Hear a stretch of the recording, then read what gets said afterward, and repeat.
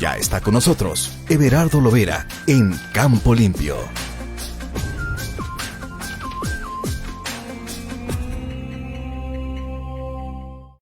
Como cada jueves, hacemos contacto vía telefónica hasta la ciudad de Atlacomulco, donde vive, con el ingeniero Everardo Lovera, a quien me da mucho gusto saludar. ¿Cómo está? Buenas noches. ¿Qué tal, don Guillermo? Ahora sí, dando su programa de mi parte, pues, porque ya hace varias semanas. Así Me es. da mucho gusto que usted adelante, está dando voz, dando la oportunidad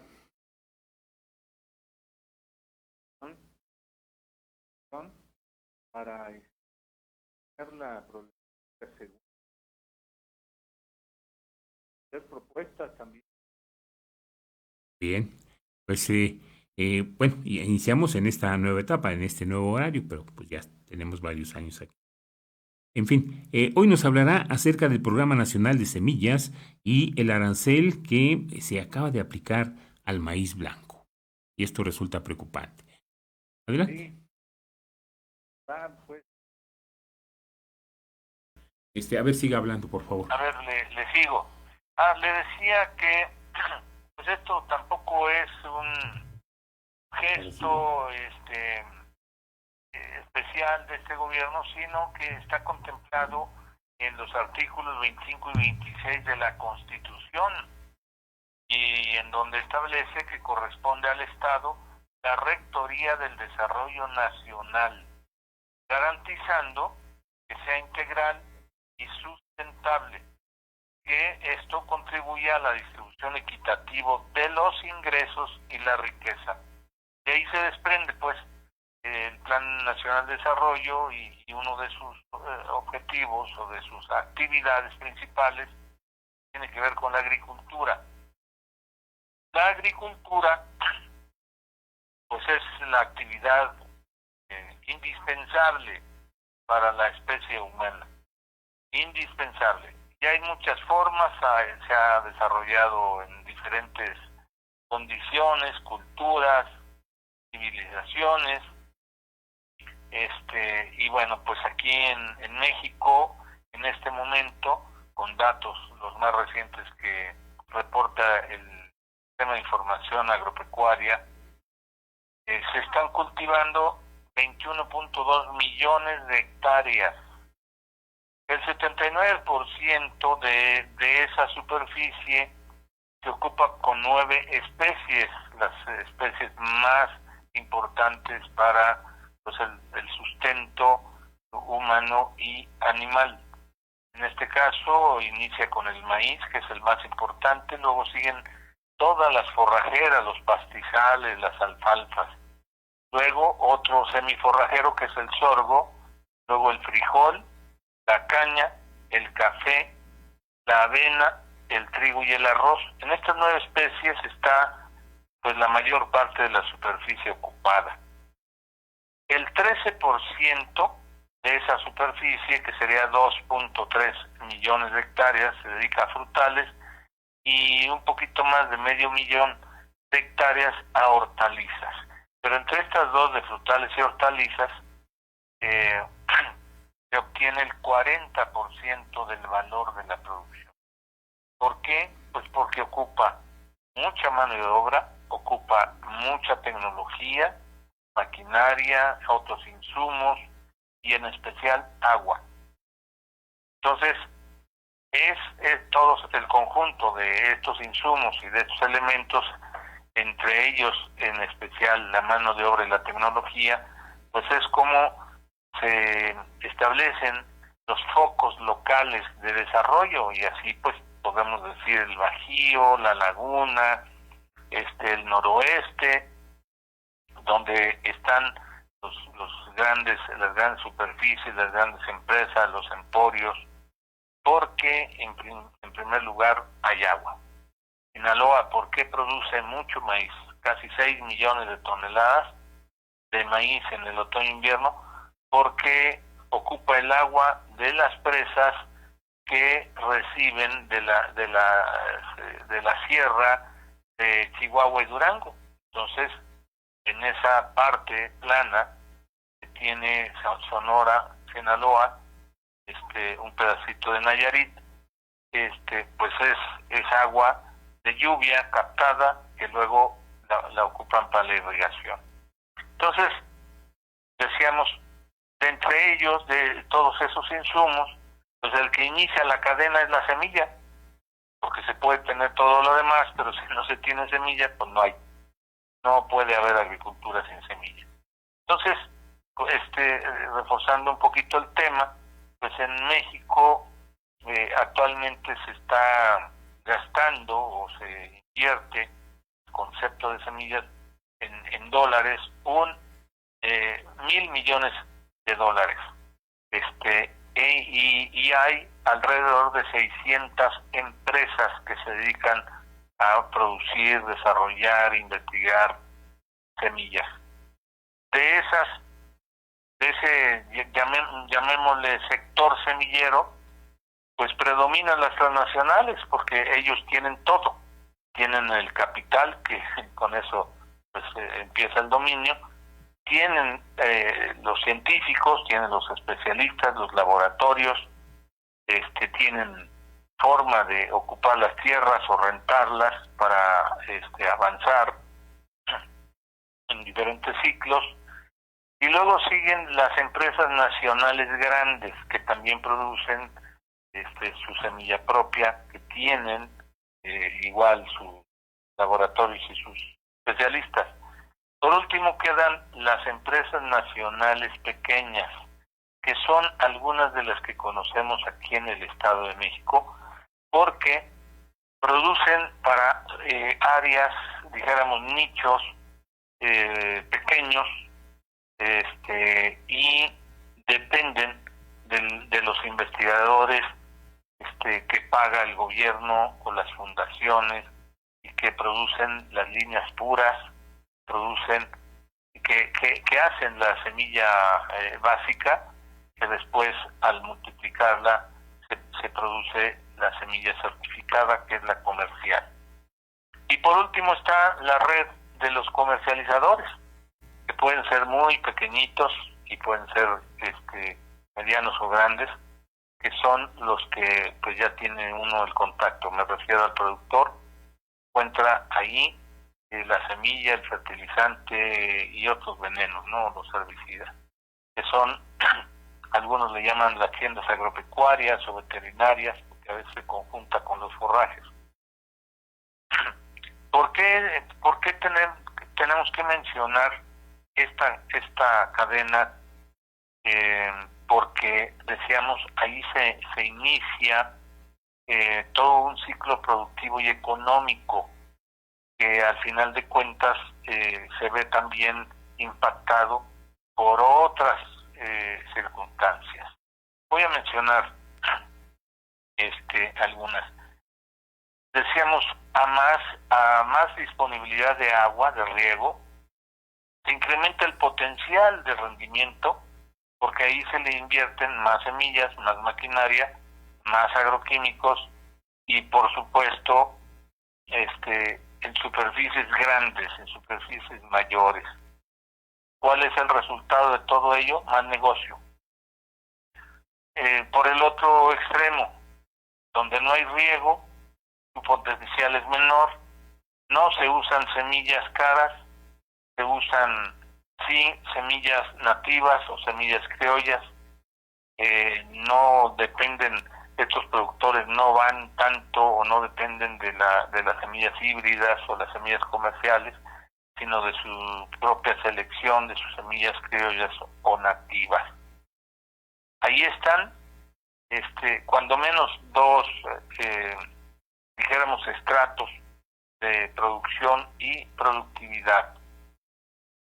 Pero en esta última parte, donde están los pequeños, o donde estamos, porque la mayor parte de los productores del Estado de México somos pequeños, o sea, el promedio, por ejemplo, del caso del municipio de Iztahuaca, es de 1.2 hectáreas por productor, y el que más tiene en esta región es San José del Rincón, con 3.5 hectáreas por productor. Entonces, pues el Estado de México tiene minifundio.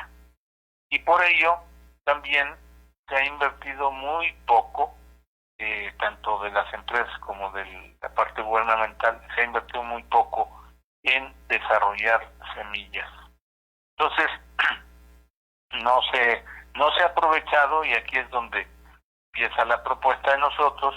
Es decir, si México es un país megadiverso, somos centros de origen, muchas especies hoy en día importantes como el maíz, frijol, aguacate, chile, y tomate, cacao, amaranto, etcétera. Bueno, pues el gobierno o los gobiernos tienen la obligación, ya dijimos que su base jurídica está en los artículos 25 y 26 de nuestra Constitución, y dice que el Estado es el rector, y el Estado pues son todos los niveles de gobierno, son los responsables del desarrollo económico sustentable, y que se busca con ello la equitativa distribución de la riqueza y de los recursos. Entonces, la propuesta es que en este caso, tanto el gobierno federal como estatal, que son los que manejan o tienen el acopio de la mayor parte de los recursos a través de los impuestos, le pongan una verdadera atención y con urgencia. Ahorita voy a decir por qué urgencia al tema, que ya tiene la base programática, ya existe experiencia, ya están los científicos, los que le pongan los recursos para hacer un verdadero desarrollo a partir de la semilla. Hay también, cuando dije hay la experiencia, porque están los recursos fitogenéticos para la agricultura. ¿Qué es un material genético?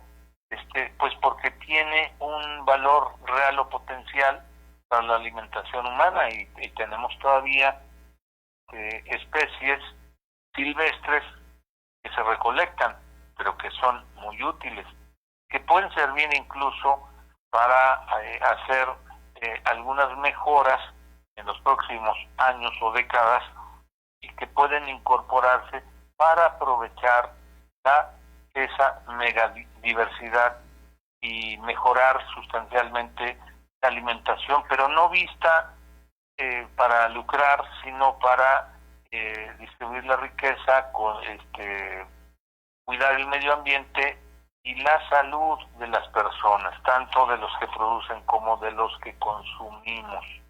Es decir, la agroecología. Ahorita voy a comentar algo de lo que opinan ya los argentinos. Bueno, todo esto empezó aquí en México en 1853 con el Colegio Nacional de Agricultura. Ahí se inició formalmente la investigación agrícola, pues con las primeras estaciones experimentales, y casi 100 años después, cuando ya con la intervención de los Estados Unidos, en la Oficina de Estudios Especiales, que dio pie también para que el gobierno federal en 1946 diera forma al INIA, al Instituto Nacional de Investigaciones Agrícolas, que eso a su vez terminó siendo el INIFAP de hoy, el Instituto Nacional de Investigaciones Forestales y Agropecuarias. Entonces el INIFAP tiene, decíamos, el potencial, no es solo el potencial, tiene el bagaje científico y tecnológico, tanto para semillas como para toda la gama o todos los procesos, desde la definición, las mejores semillas, el mejoramiento, la preservación, y todo el proceso de producción, tanto de las mismas especies como semillas, como ya en producto de consumo directo o comercial. Entonces, está ahí el INIFAP, y están otras instituciones como el CIMI, como el Colegio de Postgraduados, y las universidades como Chapingo, como la Narro y otras, que tienen la propia UNAM tiene un área para atender estos temas, ¿no? Entonces, hay yo digo, experiencia, hay científicos, pero falta el liderazgo del gobierno federal, en este caso, y de los estados, falta la voluntad para que estos objetivos que ellos le llaman prioritarios del Plan Nacional de Semillas, de producción de semillas, que los voy a repetir, es el incremento de la producción nacional, lo repito porque pues no puede ser que estemos dependiendo de empresas o de gobiernos externos. El segundo objetivo es la implementación de sistemas locales, es decir, en el Estado de México tenemos localidades y hay semillas que se adaptan a altitudes o a régimen de suelos o de lluvias, que son nativas, que están ahí porque han sido seleccionadas a través de muchas generaciones, pero que hoy en día podemos aprovechar toda esa evolución a nuestro favor, acelerarla un poquito, con visión, con tecnología, y conservarlas también. Tercer objetivo es fortalecer la investigación en todas las instituciones, todos los aspectos, sí, pero in situ. Las parcelas de la producción convencional, comercial, con los productores. Por último, fortalecer esa rectoría del Estado, construir una nueva gestión pública de servicios al campo con honestidad, ética y transparencia. Nosotros esperamos que este programa que ya se hizo nacional de entrega de fertilizantes gratuitos, pues sea más amplio, porque ahorita se tiene previsto a un padrón de productores de menos de 3 hectáreas, una cantidad limitada. Entonces, ¿cómo vamos a estimular a aquellos que por cualquier razón tienen más superficie? Pues no les va a tocar. Entonces queremos que el gobierno federal también sea equitativo, lo dice el artículo 25, bueno, pues equitativo, a cada quien lo que puede recibir o merecer, y que lo puede modificar para bien de la sociedad. Entonces, esa es otra observación. Pero, ¿por qué menciono que urge el tema? En Argentina, que son los únicos que compiten a nivel mundial cuanto al avance, pero a la vez el desastre agrícola, que compiten con Estados Unidos, porque todo lo que siembran y cosechan pues ya es transgénico. Háblese de maíz, háblese de soya, que son los dos cultivos altamente tecnificados, competitivos a nivel mundial, porque Argentina está produciendo más de 100 millones de toneladas de maíz, cuando nosotros producimos apenas 24 millones de toneladas. Entonces, pero ellos ya hablan de un colapso porque están dependiendo del nitrógeno, del fósforo y del potasio, el NPK externo, es decir, ellos tienen que importar ya millones de toneladas de esos fertilizantes porque no los producen. Ahora, ¿cómo se producen los nitrogenados? La urea, el nitrato de amonio, el nitrato de amonio, ¿cómo se producen? Donde el nitrógeno es gratuito, está ahí en la atmósfera, sí, pero para darlo, para hacerlo sólido, manejable, se gasta mucha energía, y esa energía viene del gas. Y algún día se va a agotar el gas, entonces va a colapsar ese modelo de agricultura. ¿Qué proponen? Ya? Las voces, pues yo, más críticas o más racionales de los argentinos, dicen que el colapso de la agricultura convencional es ya una realidad. Los nitrógeno, fósforo y potasio no fueron, ni son, ni serán la respuesta. Solo no es una fábrica de comida. es un organismo vivo del cual formamos parte. Si tu alimento fue alimentado con químicos, entonces tú estarás ingiriendo esos químicos. Tu alimento fue alimentado con biodiversidad, estarás volviendo a conectar con la vida que te rodea. Entonces la agroecología no es una opción, es el único camino para la supervivencia de la especie humana. Esto es, imagínese, don Guillermo, y por último, comentar el efecto que puede tener el recién anunciado, y ya lo están aplicando, el arancel a la exportación de maíz blanco. ¿A dónde hemos exportado maíz? Un poquito a Sudamérica y un poco a Estados Unidos. Pero el maíz blanco no ha llegado nunca ni siquiera a 500,000 de toneladas. Sale de México. Yo más bien pienso que es una medida para espantar a aquellos que quieren lucrar con el precio de las tortillas. El maíz de México se queda en México, no va a salir para que no haya escasez y no haya alza en el precio. ¿Qué necesitamos? Regreso al principio. Que esas medidas mejor atiendan la causa. A López Obrador le interesan las causas y yo estoy de acuerdo con ello.